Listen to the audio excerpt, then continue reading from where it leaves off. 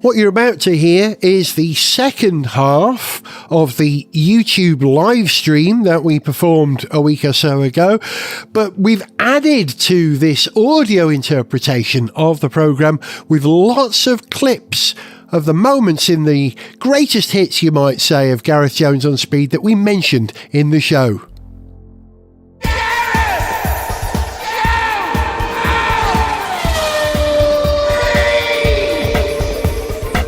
Once again, here's some messages from people who, in some ways, are connected to this programme.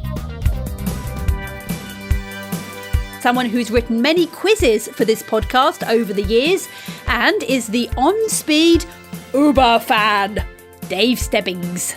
Hi gang, many congratulations for reaching 400 episodes. To put it in perspective, when you first started 15 years ago, Alonso was on course for a world title with Renault, and Lando Norris was only 5 years old. As some might say, bloody hell! Here's a message from a long-time fan of the show, who I'm sure speaks for all fans, Alex O'Dell. Hi Gareth, Zog, Richard, Sarah. Congratulations on 400 shows. It's an amazing achievement, and I'm sure you're looking forward to making the next 400 as we all are to listen to them. And congratulations to Violet, Sons 1 and 2, and Finn, because I know it's a whiz-bang family effort. Best bit for me, easy, it was the 10th anniversary bash in London, which was one of the most bizarre and entertaining nights out I've ever had, especially with the hilarious showing up of Mr. Bumhat. Hello, I'm Lumsden Bumhat off of the F1, and congratulations on 400 episodes of Gareth Jones On Speed. When you record the show, it's very nice. You go to Gareth's house, there's pizza, there's beer, there's ice cream, and there's intervention from the cats as well. And hopefully we can do it again in future if it wasn't just for this bastard virus. See you soon. Bye. Gareth Jones On Speed! Oh, Lumsden, actual Bumhat. Richard. I have two questions. Yeah. Why did he get ice cream? I've never been offered ice cream. I was going to say. I know, I thought that too, actually. Sarah, ever get ice cream round the garage? I can see this is going to become a major point of contention now. Oh, he's off the telly. You can have some ice cream. Ted likes his puddings. We're on to you. The second question is, Alex, are those your real curtains, or did you put them up just for that video? I kind of need to know. They're great curtains. Thanks for the message, Alex, and Dave. It's great Thank you for the message as well. Do you remember it was episode 200 where we did a sort of a video stream via something else called Ustream or something? And I set up a little backdrop here that was originally a checkerboard thing like Alex O'Dell had there.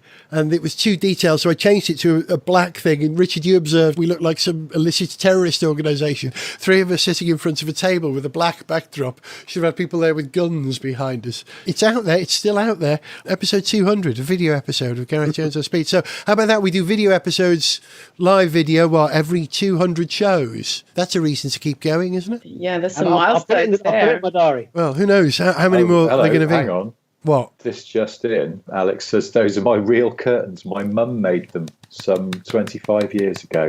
You're a fan. Wow. I think checkered flag curtains could be problematic, though, because the black part's obviously very good at keeping the room dark on summer mornings, but the white parts, oof. No, you're going to need a lining on there. I hope your mum put a lining Yeah, in. you'd need a good lining on the background, and you'd have a decent blackout. I'm sure if Alex's mum is cool enough to make those curtains, I'm sure she's cool enough to have given them a good blackout lining. Stylistic thing, would you have checkerboard as a pattern on the fabric of the seats of your car? I like tartan or plaid, the way that they used to do it in the Golf. Would you have, what would be your perfect interior, guys? Would it be checkerboard? Would it be tartan? What would you choose? Zog? No, those are both way too patterned, way too loud. I'd prefer something much more muted. I want... Zog, mate, I'm sorry to interrupt you, but I have got live... It's a developing story, this, really. Alex's curtains have a dark blue lining. There you go. So, there you go. So That solves the... But yeah, I think the colour's going to depend on the vehicle. But generally, I think I want a flat colour, probably something quite muted, and I want Alcantara or leather. Richard, favourite interior? We see, I do quite like those check seats that you got in Porsches in the 70s and early 80s. Pasha, the fabric was called. And it's a fine check. And it's very nice. I just saw somebody in the comments, for some reason, use the phrase seats covered in Sir Jackie Stewart's trews. Racing Stewart. Well, it's quite a good way of describing the interior of the Volkswagen Up GTI. Yeah. Which is a car that I really like. So black, white, and red, isn't it? Yeah, sort of black and red kind of tartan. Nice. Yeah, but Jackie Stewart's got 2 tartans. He's got his own, which he had on his helmet, which is Stewart. And they created one for the Stewart F1 team, Racing Stewart, which is rather nice. I wouldn't mind a pair of trews. I need a kilt in that for myself to wear. Quite enjoy that. Sarah, interior of your car, what would it be? Oh, it would just be the modern day leather seats, heated seats. Heated. So it's the Australian girl in the winter in Britain. You're going for comfort. Practicality over style. Absolutely. Although, I think I would probably be comfortable with a retro look just for a little while. Retro. Again, sorry, I've got another little update on something I said before. Violet has dived into the comments and pointed out that we have had lollies round at your house before, and that is true. I brought along popcorn once. But under the articles of Poudon, I think you will find lollies don't technically count as pudding. An ice cream does, but a lolly doesn't. I think we were offered a choice, and there were different types of lollies. So, I'm happy to set the record straight. We have had freezer products at your house. Ice cream is better than lollies. Generally, Yeah, I don't mean to sound in any way ungrateful for the lollies, which were delicious. They were delicious. But I ice just cream get this feeling lollies. that Bumhat was taken into a secret room and given some like Ben and Jerry's or something because he's a celebrity. He's special. Not like us, he's special. Can't get past thinking that's what happened. Can't even get Sarah to eat one slice of pizza when you come round, Sarah. Oh, I've eaten a slice of pizza before. Don't blaspheme. I've eaten pizza, just not all the time. I brought along popcorn once. You bring great popcorn. Let's talk about the programme. Let's talk about any favourite moments or stuff that counts. What's the first thing that comes to mind, Sarah, for you when you describe the process of making the show? I remember at our Christmas party, you gave me a virtual gift of a Daniel Ricciardo hoodie. Wasn't it a hoodie with Daniel Ricciardo all over it? Yeah. So I mean, that's one moment. And I do remember actually quite impressed with Richard's script writing skills and the Doctor's. It was the Doctor Who episode, wasn't it? Yeah, that was the same I one. enjoyed that. Yeah. And I did my best Scottish accent. It was very good. Yeah, the Doctor Who episode, Richard, that was our most ambitious piece of comedy. It was something like 25 minutes long. It was a whole half hour. It sort of spiralled out of control. Didn't it? Yes. Like the time vortex. A sketch based around Doctor Who, make it a bit longer. It's 25 minutes. Good, forgot. That was good. I liked that. I thought that was one of. That was quite good. Lewis Hamilton was travelling in time, wasn't he? That's right. Yeah, with the Doctor. The Doctor played by Jackie Stewart. Yeah. One of my favourite moments in that sketch is where the Doctor, Jackie Stewart, the Doctor, of course, takes Lewis Hamilton into his TARDIS, not a TARDIS, which was a blue Portaloo, and you hear the audio of the racetrack, and they go inside, and it all becomes very muted suddenly. And that was one of my favourite moments of audio production ever, where I managed to crush the audio. And then they transition through to the large part of the TARDIS, which of course it's bigger on the inside than the outside, and you get a bit of reverb. Gareth Jones on Speed. Greatest hits. Flashback. Okay, and here it is, the trophy for the Formula One Drivers' World Champion, about to be presented here in Mexico to... Oh my goodness! A member of the public has somehow got through and grabbed the trophy and is holding it aloft like they've won the title. Extraordinary behaviour, and it looks like security are wrestling it from their grasp and shoving the perpetrator back into the crowd, and rightly so. Jesus, Lewis, what were you doing? Get him a trophy, man. Your trophy? You're not the Drivers' Champion. Yeah, I am. Dude, it's been a good trip, but don't spoil it by going all weird again. But I am. Yeah, mate. All the drivers here, they all race in F1 while working in the IT office at a shipping company in Hatfield. Sort your head out, mate. Yeah, whatever. I'm going for Slash. Excuse me, young man. I believe this portable toilet is free. Thanks, man. Well, no way. You're not coming in with me. I am. Get in. I'll explain everything. That's what Flav always says. I heard what you said to your friend, and you're right. You are an F1 driver. Or you were. There's been some glitch in the timeline, and I'm here to help fix it. Who are you, man? My name is the Doctor. Doctor Who? Yes, that's right. Nah, man, Doctor Who's a woman now. A woman Doctor Who? What next? A black F1 champion? Hello? Oh, right, yeah, sorry. Here, help me off with this cloak. Wait a second. You're Jackie Stewart? I am, yes. So you're not really the Doctor then? At times like these, everyone gets the Doctor they remember from their childhood. Yours is the little Scottish guy, but he was busy, so I'm helping out. This is totally weird, man. Look, do you want to be an F1 driver again? Hells yeah. Right, then you have to listen carefully. Are you familiar with something called the butterfly effect? Yeah, man, I had a couple of sick cuts on Rock Nation in 2016, yeah. No, that's not it at all. The butterfly effect is the belief that one small action in one place, such as the beating of a butterfly's wings or the cashing of a cheque, can cause an enormous and potentially awful occurrence in another place, such as a hurricane or a win for Lance Stroll. Okay. It's my belief that somewhere in the motorsport timeline, something or maybe some things have happened that have caused all of history to alter, the net result of which is that you now find yourself at the 2018 Mexican Grand Prix as a spectator, not a racing driver. Yeah, makes total sense. Not really, but bear with me. Because of historical events not conforming to the timeline, we know that right now we're in an alternate reality where you're not an F1 driver. So we need to go back through F1 history to find the events that didn't happen as our history records and correct them so they do. You can do that? Just as sure as I can drive a car down Silverstone with an egg in a bowl on the bonnet without losing the egg. All right then, man. Let's go back to 2016 and make me champion then too, yeah? No. We can never do anything like that. It's very important that you understand that we cannot change history. We can only nudge it back into line. Do you see? Yeah, whatever. Right then, we need to be logical about this. Logical and safe. You know, when I was working for the Ford Motor Company in the 1970s and 1980s, we always used to look at the safety aspect. Can we just get on with it? Of a motor car. I mean, it all sounds really cool, you know? But, like, how are we going to travel back in time? I mean, that's not even possible, man. Oh, but it is, my young friend. And this? This? It's a portaloo, man. It's also a time-travelling device. You're taking the piss, man. I assure you I am not. Although it seems several other people have. Sorry about the smell. Right, so we're going to fly through time and space in this bog? Yes, I call it the TARDIS. And I have to sit here? Oh no, this is just the bathroom. Come through. Oh, yeah, right. Well, this is a lot nicer. What do all these buttons do? Well, these control our destination in space and time. Apart from that one, that's the horn.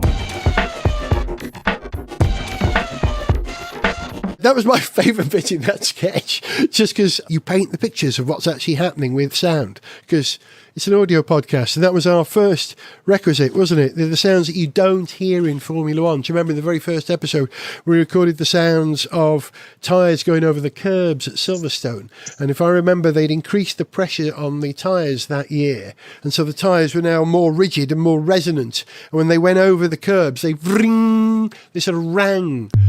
Gareth Jones on Speed. Greatest hits, flashback.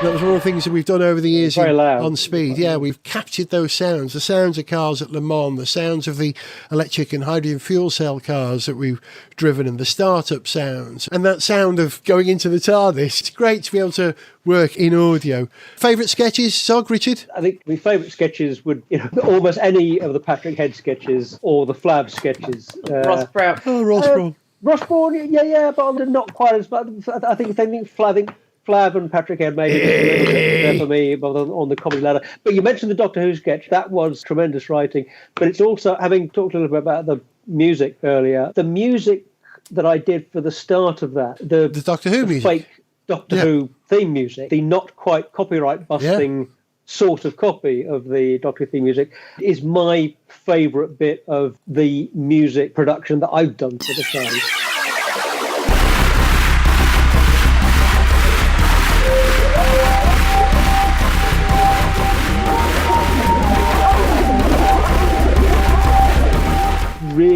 lot of fun to get into reproducing that particular, iconic bit of electronic music history, this Delia Derbyshire. You did well. Groundbreaking bit of TV music. I'm glad you say that, because I was very happy with the way it turned out. That was a personal sort of high point. Zog, we've got a ZZ Top song on the way, you and me. That was written as we drove back from Scotland in an electric car. Okay. I've got a Eurovision song that I've written with Steve Allen Jones, which has actually first appeared in the Doctor Who sketch. It's been fleshed out into a whole Eurovision song about the sounds that maestros and Montegos made, really. I'm sure you've got something in mind. Are you got any tunes you want to do? What's working up in your musical department? Well, I've got a Blondie number on the back burner at the moment. Is that Friday Boy? I wrote a song called Friday Boy. It doesn't have a title because it doesn't have the lyrics. There's no title. It's just the Blondie number. We'll get Melissa to sing that then. And there's another Kraftwerk number on the way. Oh, great Kraftwerk are back. Yeah, the Wolfsburg song is yet to come. Richard, are the Pit Stop Boys going to reform? I think they're probably resting at the moment on account of them having 2 small children and lots of other things to do.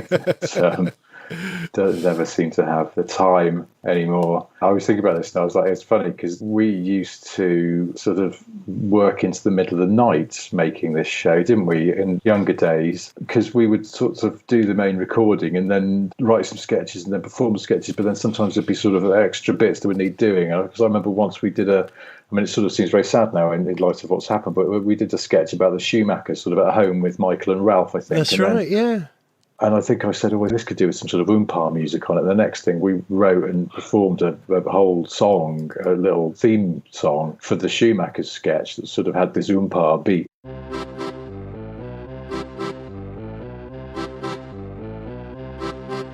He does like to win, and he's got a big chin, and he drives a Ferrari. He likes a fast car, he wins every day, and his brother is Ralph. Your lady. He's Mike to his fair, but to you as his hair. It's Schumacher. Don't call me Schumi.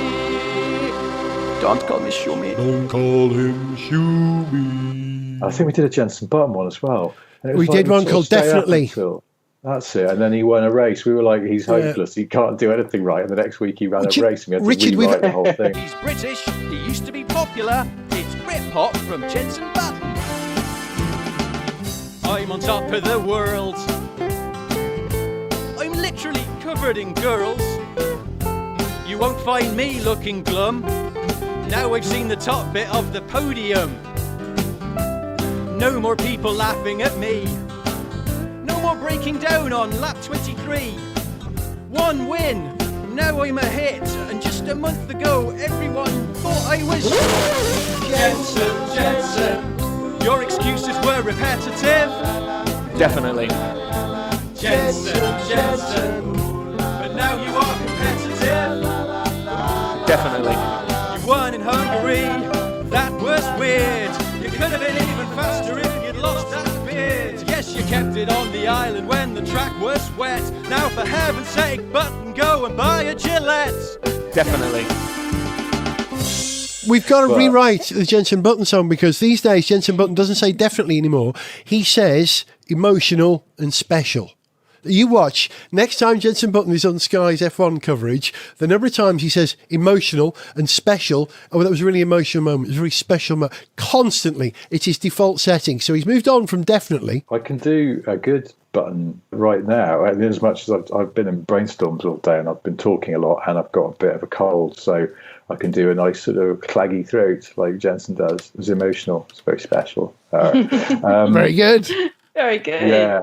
No, it's funny because we did used to stay till like 3 a.m. just making sketches and stuff like that and recording those Pit Stop Boys songs, which I sang on. There's no time for that anymore because I'm permanently tired. So, the Pit Stop Boys are resting.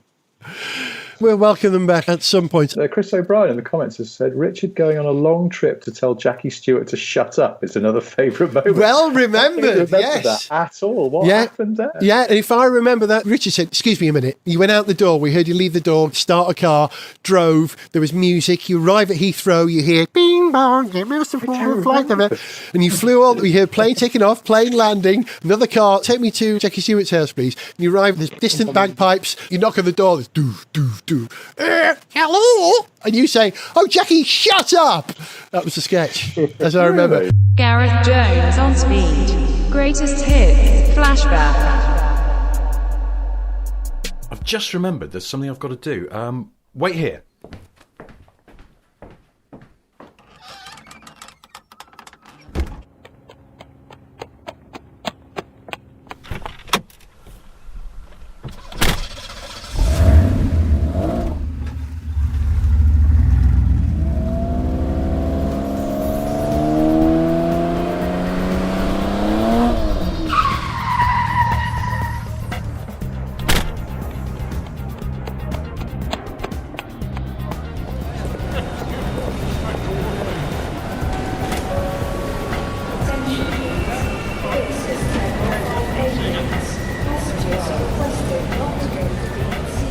Hello, sir. Are you checking in any bags? No, thank you.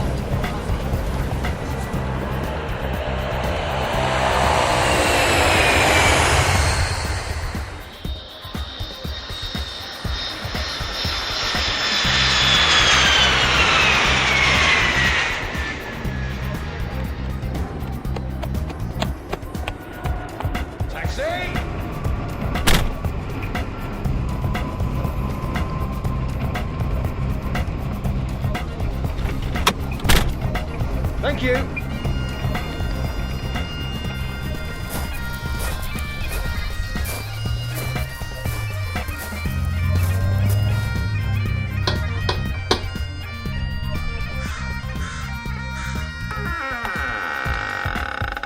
Oh, Jackie Stewart, why don't you just... Gareth Jones on Speed! And it spilled over into after the titles, if I remember as well. I remember that because I spent 5 days editing it. Yeah, I bet you did. God. I must have been during the drinking times because I don't remember that at all. Maybe All those lost sketches. Maybe we'll do a kind of a best of. We'll get you guys to vote. If there are any moments that you remember in particular over the 400 episodes of Gareth Jones on Speed, send us an email to onspeed@garethjones.tv or leave it in the message comment here, and we'll do a kind of greatest hits show as part of the 400th episode celebrations. We'll dig out some of the more ridiculous sketches. Any definitely moments find you that remember one. that we don't. Yeah. I can't. I feel like an old person in a home having some photos from their childhood brought to them. Do you remember this? No, Have you taken your pills? Yes. Have you taken your pills? Right, my favourite sketch over the years, we've animated. I created some pictures, John Coombs created some pictures, and Zog animated them in a brilliantly makeshift fashion. I love this, Zog, this is great. But this is my favourite... is the word. Yeah, one of my favourite sketches, arguably my favourite sketch ever from On Speed, because it deals with a car nuance, which I won't give away, and also Richard's James Bond voice.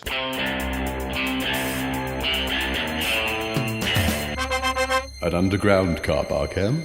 I had you down for more salubrious circumstances. Less of the lip, Bond. This is your final warning. I'm giving you one last chance to capture Malbec before I give this assignment to another agent. Relax, Em. I've got this perfectly under control. So you say, 007. Now, get out of here. Good night, Em. Bond! Bond, that's the new Mondeo! Your Aston's over there! Oh, bugger.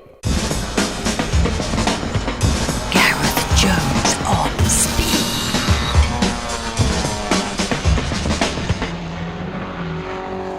I love that because of your Roger Moore voice, because it actually sounds like the real Bond to my ears. Richard, we have to write the sketch for the Christmas show of all our favourite impressions. So we're going to have Roger Moore, we're going to have Flav, we're going to have Patrick Head, we've got to have the two Norwegian Volvo engineers, and Jackie Stewart. Hey, would you like another dram of whiskey, perhaps?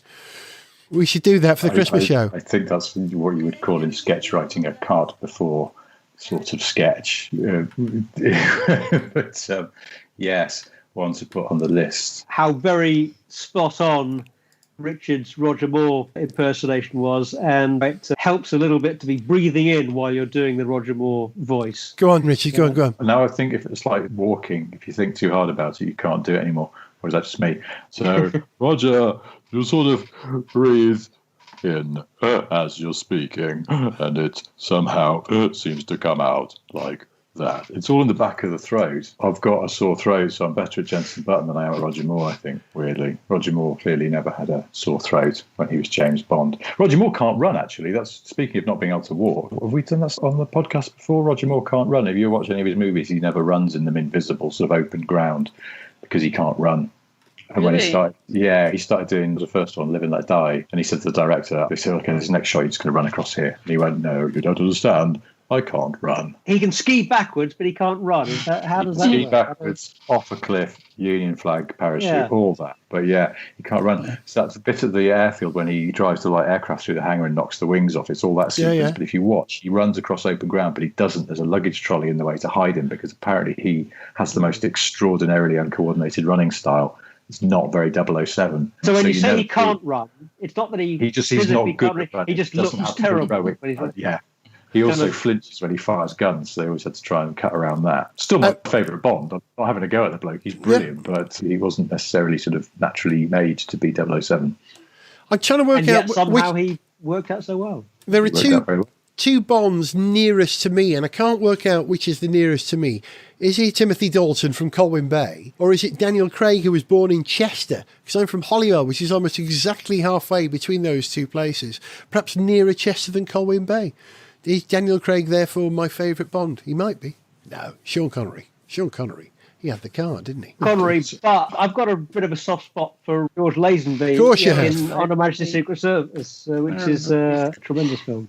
He was the Australian Bond, wasn't he, Sarah? George Lazenby was the third Bond, or second. He was Australian, yeah. Okay. Spartacus Mills asking, did the James Allen story involve incorrect yacht attire? Did I tell that story on the show? No, it didn't involve me going to a party on a yacht. When we got off the little barge that took us there, the first person I saw on board this big yacht was James Allen, who, of course, I waged a campaign against to try and get him taken off ITV's Formula One coverage back in the day, so that was a bit embarrassing. I had to spend the rest of the week avoiding it. But there was a clothing mishap as well, because they made you take your shoes off on board this yacht because it had lots of very expensive carpet and it was for sale. And when I did, I realised I got a big hole in one of my socks, and I was trying to rotate my socks so the hole was on the underneath, and I was busted by the then boss of Aston Martin, Andy Palmer, who laughed at me for having socks on an expensive yacht. So it was a brilliant evening all round. You're at a party on an expensive yacht. How bad can it really be? You know, it's yeah, I know. I apologise for that entire story because it's got a massive clang in the middle of it that I was just glossing over.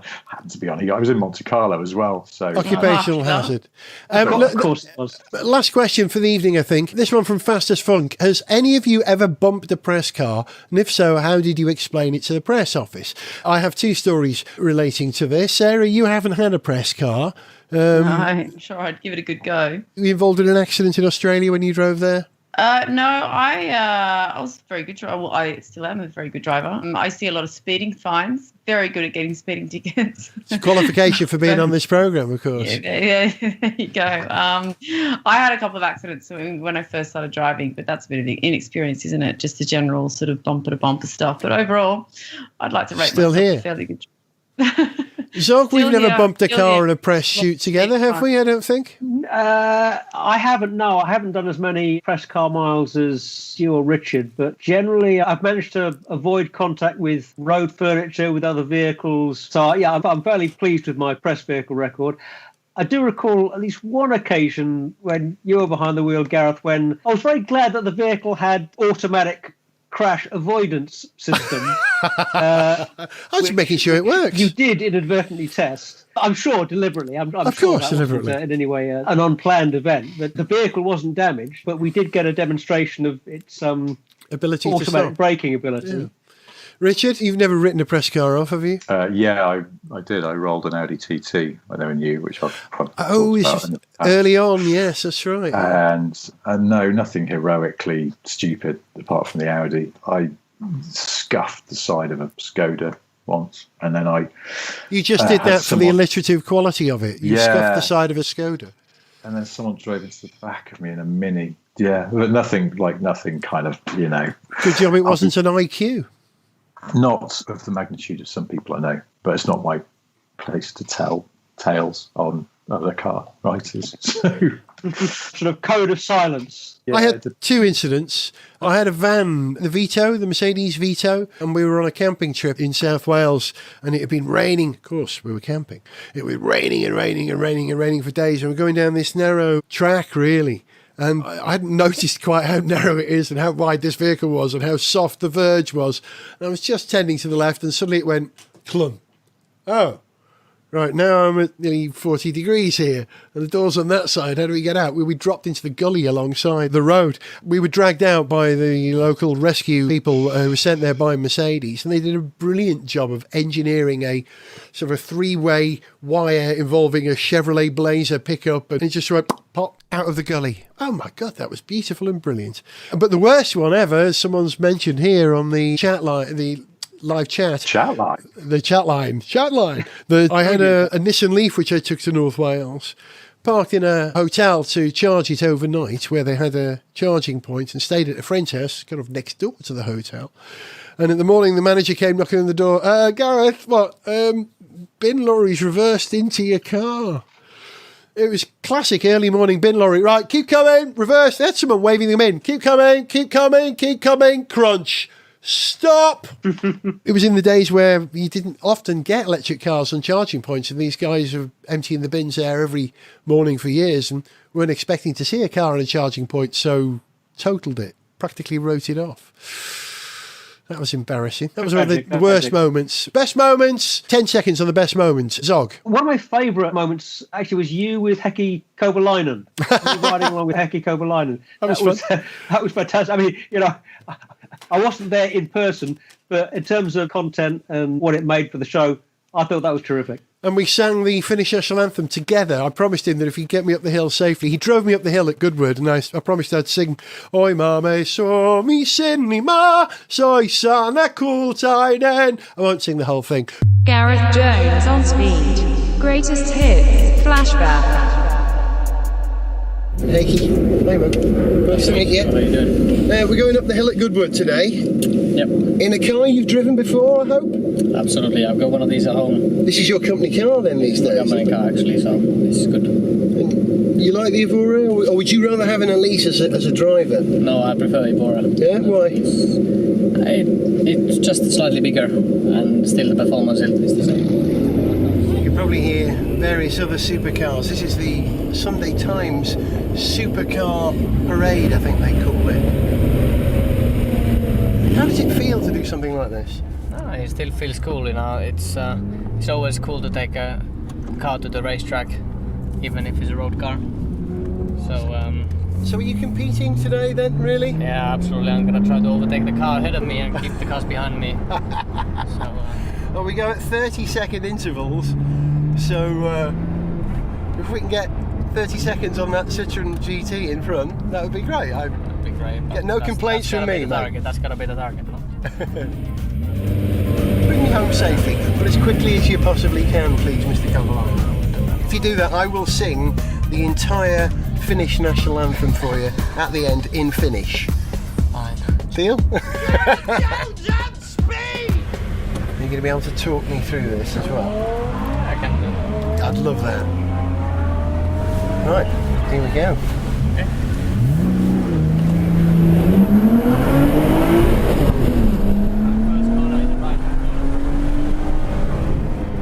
Reasonably tight. Now it's a bit faster section. Touch of the grass there. Yeah, just now is a flat out left-hander.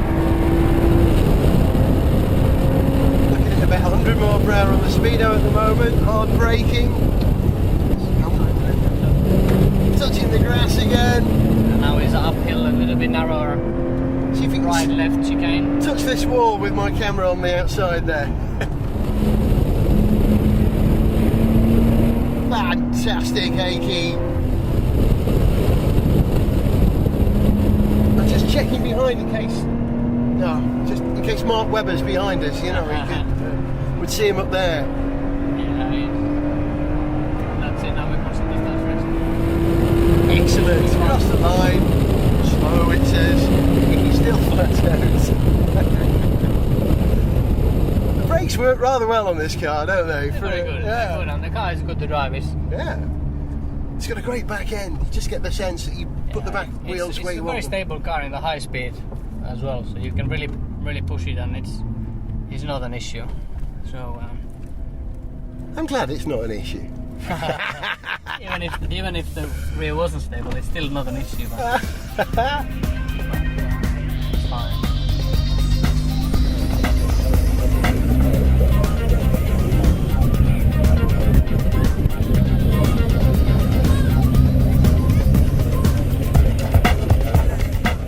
That's not something that happens every day. Once in a lifetime, if you're lucky. I've been up this hill before, as you know. It was a tremendous amount of fun, but having this man do it, that was a completely different experience. Heikki, thank you. How do you say thank you in Finnish? Kiitos. Kiitos. Kiitos. Like kudos, I suppose. Yeah, kiitos. Now I know. I may have to film a little bit on the way down, because I'm going to sing the anthem for you on the way down. Gareth Jones on Speed! No burnouts on the way down the hill. You'll follow those instructions, won't you, Heikki? Yeah, no problem. You're in a very different situation now with Lotus. I mean, the pressure's on because Lotus have to prove themselves. You know, you had a different kind of pressure from Flavio when you were at Renault, and the kind of McLaren pressure is very regimented. You must feel liberated now in Lotus. No, it doesn't change. My life really hasn't changed very much, and it doesn't change actually much when I've changed the teams. McLaren was a great team and all that, and I always put a lot of pressure on myself. You know, I want to perform myself, and want to do good results. And if I don't get everything out of the car and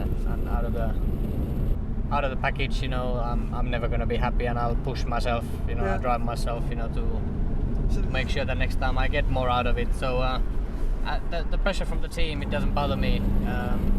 You know, challenges with yourself. Challenges with myself, and I mean, I'm the first one to criticize. You know, if something doesn't go right, and I criticize myself, and I criticize the team. You know, I push the team hard, and you know. But do you that's enjoy the way it? Forward. Absolutely. Good. Every single minute, and if like I said, the day that I don't enjoy it 100%, then it's time to start playing golf, for example. Yeah.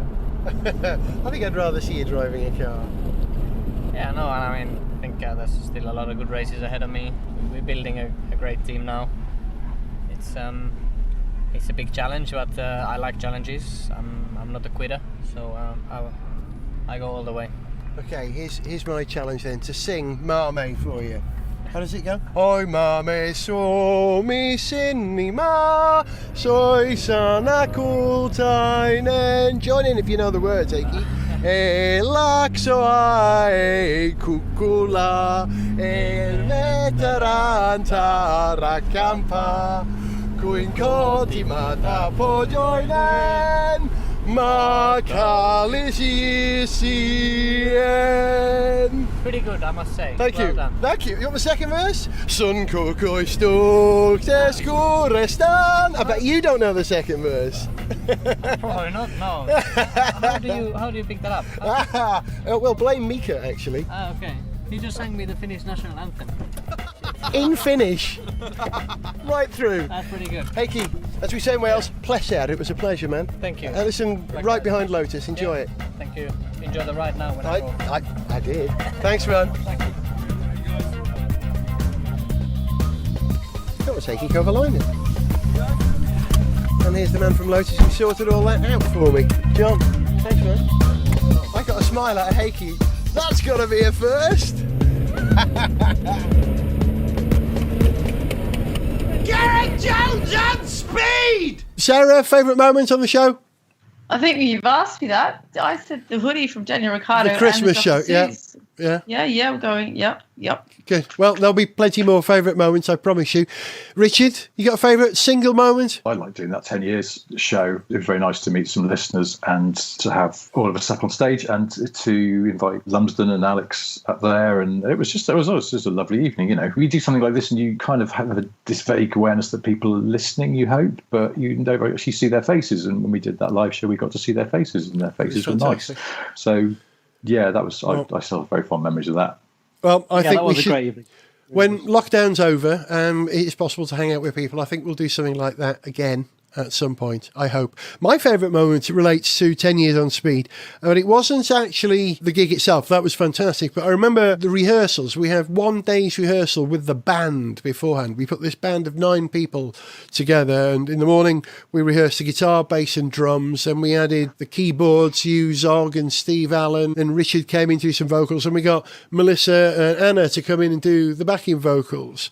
And we did a song, and the song just sort of took off, because I've always played pretty much all the instruments on the songs myself, and my messy playing I fudged through. But to hear this crack band, Freddie Draper on bass, Eric Battier on drums, these great performers, Eddie McDonald from The Alarm on guitar, and the girl singing, and the whole song with Steve Allen on keyboards just lifted it to a level. And I remember in rehearsals they just sang one note and floods of tears.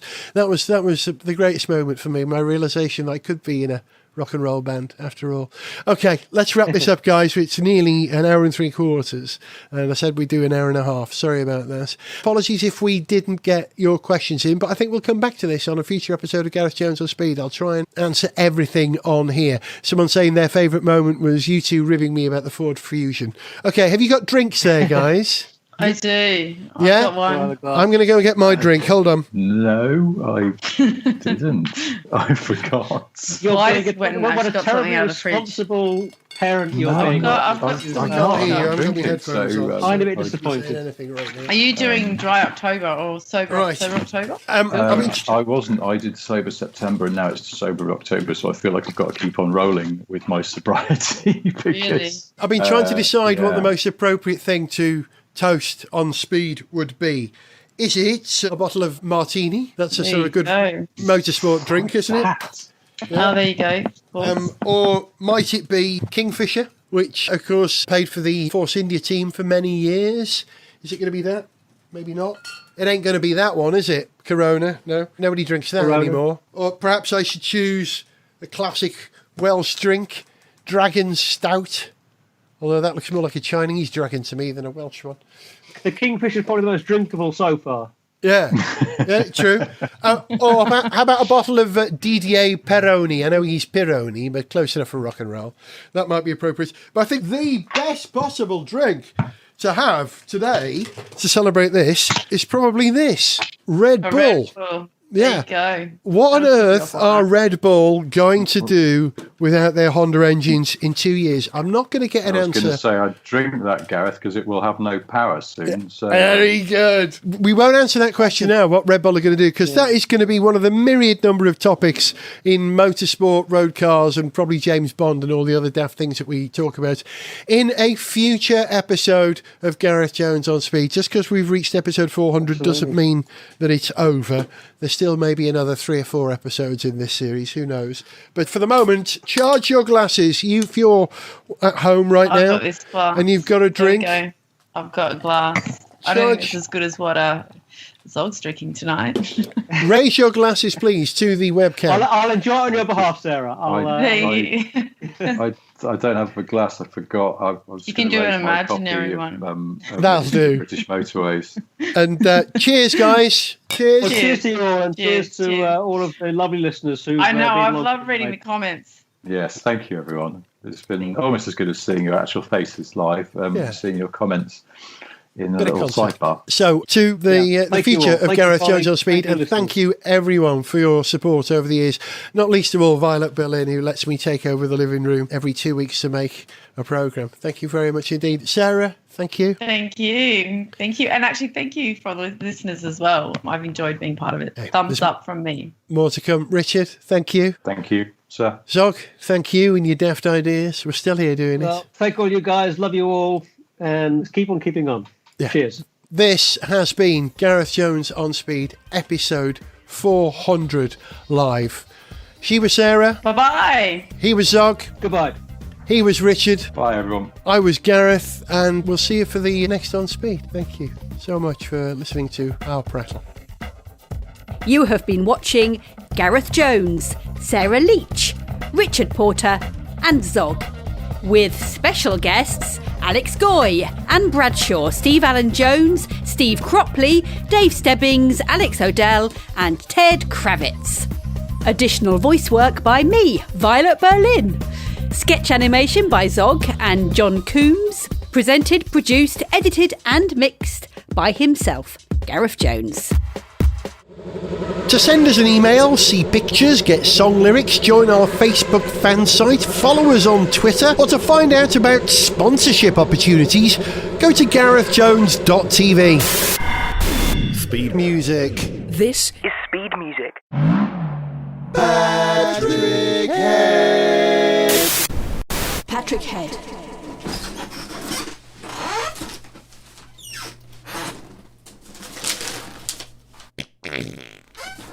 Patrick. Yes? Patrick. What? Patrick, you're on.